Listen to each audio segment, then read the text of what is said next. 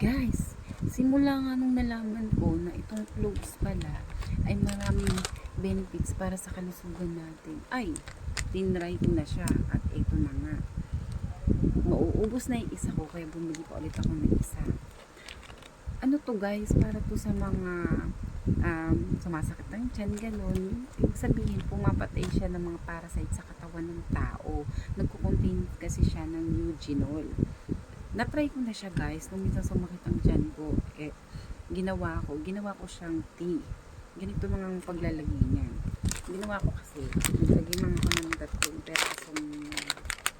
peraso o ilang peraso sa kutsara. Siguro mga ganito kadami. Ayan, ganito. Kadami yung lagay ko sa kutsara. Kasi lagay ko siya tasa. Ito. Tapos nilagay ko lang siya sa mainit na tubig.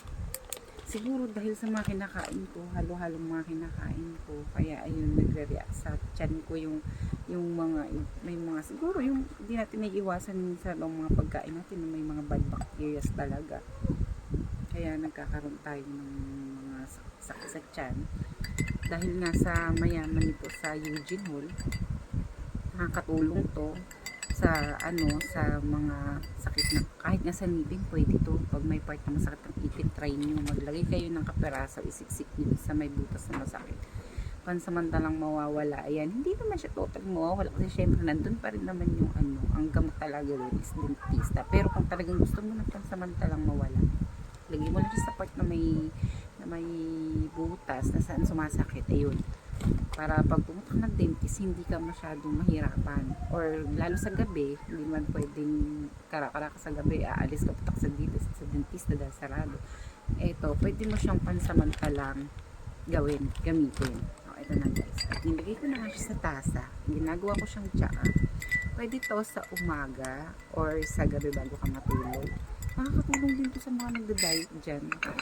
Hindi naman sa total nakakapit, pero mababawasan yung pagtaba ng tiyan nyo. Kasi nga, yung mga parasite na nanatili sa katawan natin, ito, pumupuksa siya ng mga parasite. Ganyan. Ito, halu-haluin lang siya. Tapos, pag medyo nagkulay pula na, ayan, medyo nagkulay pula na siya, pwede na siyang inumin. Tsaka guys, ito pa isa ha, di ba nakakapuksa nga to ng mga bad bacteria o yung mga may bad breath dyan. Ito, alam nyo na, try nyo din to, baka sakaling makatulong. Tips lang, check out na guys, nasa yellow basket yan. Thank you. Ay, inumin ko pala muna to para at least, diba, dinidemo ko is totoong iniinom ko talaga siya.